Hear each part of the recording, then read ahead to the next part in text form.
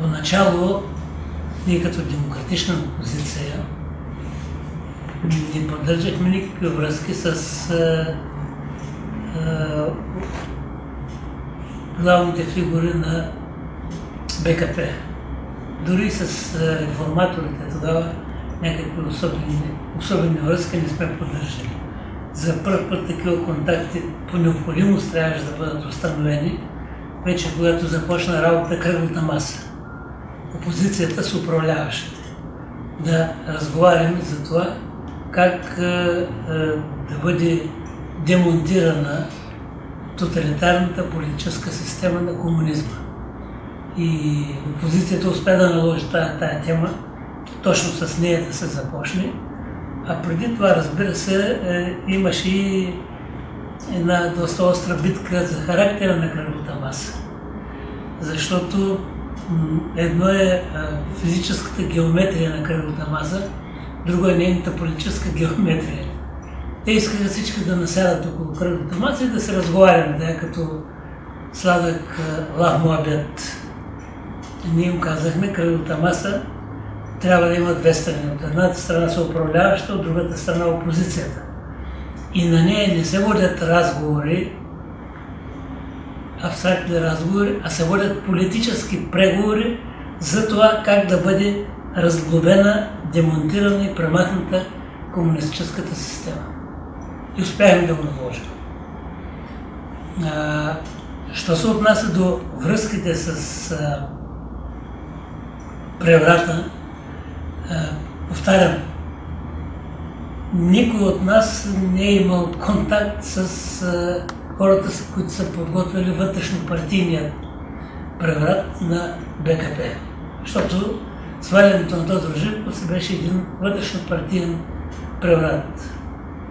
Но опозицията, демократичната опозиция, която вече беше създадена, тя беше едната от двете големи причини за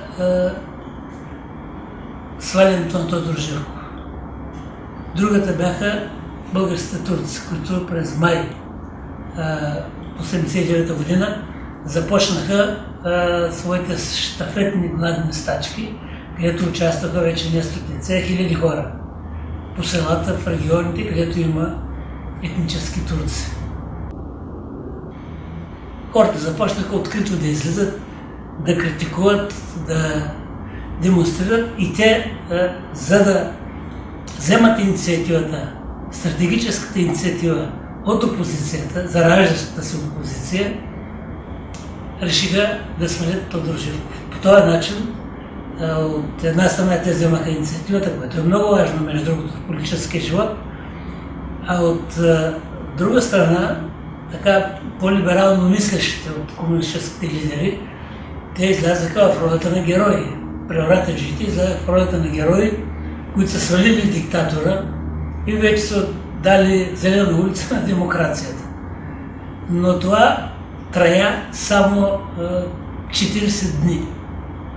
На 14 януари, декември на 1989 година площада пред Народното събрание беше пълен с членове на вече създадения съюз на демократичните сили, който обединяваше всички тези организации, интелектуалци, чиновници от съседните заведения, един много яростен митинг, където просто искаха не само премахват на член 1 от Конституцията, където се провъзгласяваше ръководната роля на Компартията, но се искаше оставка на парламента, оставка на правителството.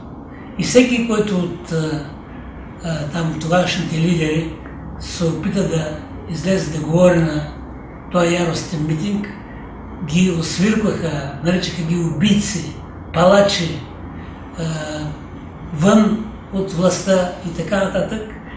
И ние, лидерите на опозицията, едва успявахме да сдържаме хората да не преминат към някакви по-силови действия, които ще да доведат до това да укаровят още в началото българската демокрация. Някои, разбира се, екстремистски мислещи хора, смятаха, че по този начин България е изпуснала шанса да направи нежната революция, което е глупо, разбира се, тъй като у нас нямаше нито пари, нито банки, нито оръжие. Даже оръжието на ловните дружинки беше хора, които се контролираха от властта. Как ще правиш, ще смъкнеш от власт една такава система, когато ние нямахме дори една стая и телефон, от който да се свързваме с провинцията.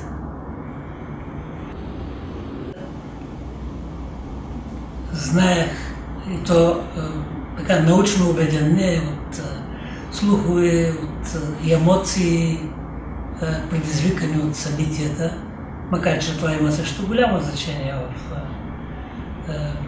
душата на човека.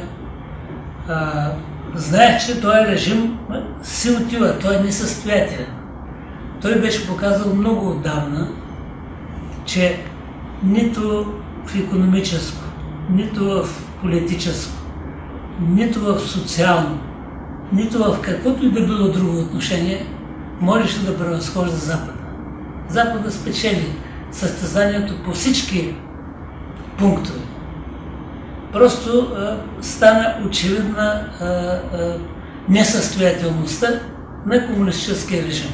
Но кога това щеше да стане, затова аз лично смятах, много приятели са ме казвали, много горе същия начин на мислене, че може би нашето поколение няма да доживее падането на комунизма. Нашите деца ще доживеят. Но че комунизма се замена, ние в това бяхме сигурни.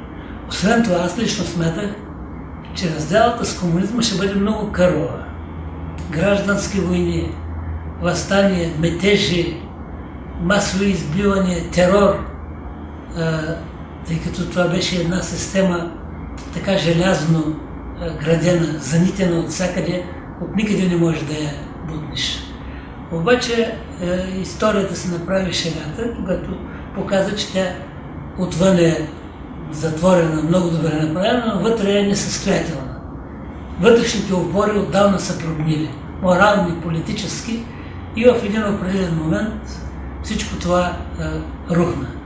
Бях така също много силно изненадан от факта, че просто като картонени кутийки рухнаха режимите в комунистическите режими в цяла Европа, един след друг, а някой едновременно. Никога не съм се представил толкова лесно падане на един тоталитарен режим. Ние успяхме да имунизираме българската опозиция, още преди това, срещу национализма. Живков и неговия режим разчитаха на национализма и разпалваха национализма в българите. Насъскваха българите срещу турците. Една политика, която е престъпна и за която той трябваше да влезе в затвора, но тогава ние нямахме тия сили да го направим.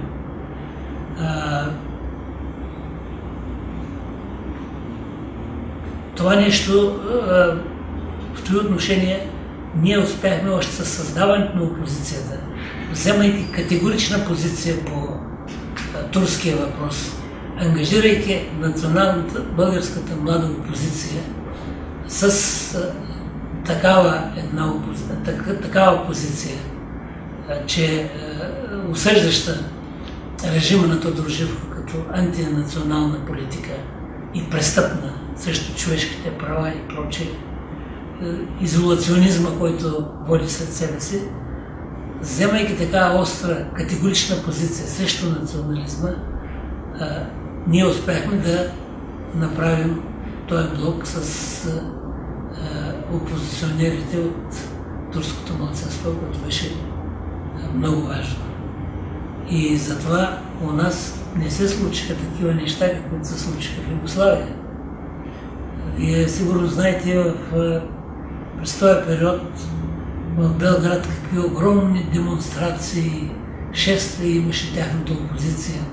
Драшкович предвождаше, други предвождаха, но тя не беше свободна от национализма.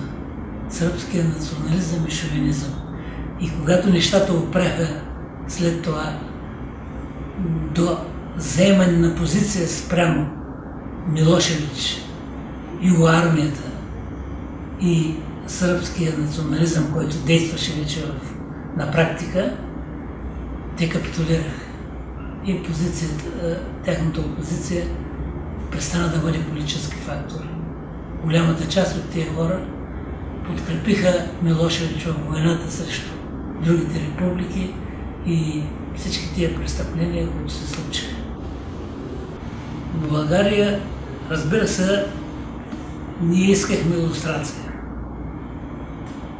В края на краища хората, които са крепили предишния режим, които са работили за него, които са били участници в терора срещу народа по предишните периоди, тези хора, без да ги убиват, без да ги тероризират, просто да бъдат отстранени от властта, от възможността да вземат решение при новия режим, който се установява. И това можеше да стане и една голяма част от нас поддържаше това решение на проблема за прехода. И имаше даже след опозицията, имаше такива настроения, да не стигаме до крайности, но ако това беше станало, много неща ще да бъдат по-чести. Тогава и изваждането на досиетата, публикуването на досиетата ще да има съвсем друг смисъл. То ще да изиграе ролята на катарзис за обществото. Знае се кои хора са донасили, тероризирали в прекия, в косвения смисъл на думата. Служили са на терора срещу целият народ практически. Та самата система е такава. Но така или иначе това не стана. Освен това и Съвета на Европа не беше много навид да се прави илюстрация, защото това има и антидемократичен смисъл. Когато една част от страната, независимо какви са тези хора, бъдат лишени да участват в политическия живот и прочее без съд, без присъда, това не се вързва не само с политическата, но и с правната система, към която се продържа Съвета на Европа. Вижте, когато човек живее при един строй, при изграждането на един режим на младини, където той е участвал, за него това е романтичното време. Там той се е изявял, там е направил това, направил това, постигнал е едни или други свои цели успешно. И за него, понеже е минало вече в история, това е романтичното, красивото време, справедливото. И това е повече за старите поколения. А когато млади хора сега ги приказват подобни приказки, напомнящи носталгия, това са неща чути от родителите, от дядото, бабата, които казват едно време какво хубаво беше, това беше, това беше. Но когато накарате този млад човек да си даде сметка какво може сега и какво можеш това, сега може да пътува по целия свят, може да отиде да учи, да работи, да се реализира и в Америка, и в Германия, и в Великобритания, където е неговия интерес и доколко са неговите способности. А при комунизма, където всичко беше затворено, като в концлагер, не може да отидеш толкова. Или трябва да се привилегированата каста, за да може като привилегия да те пуснат, Или си оставаш тук и твоите способности постепенно угасват.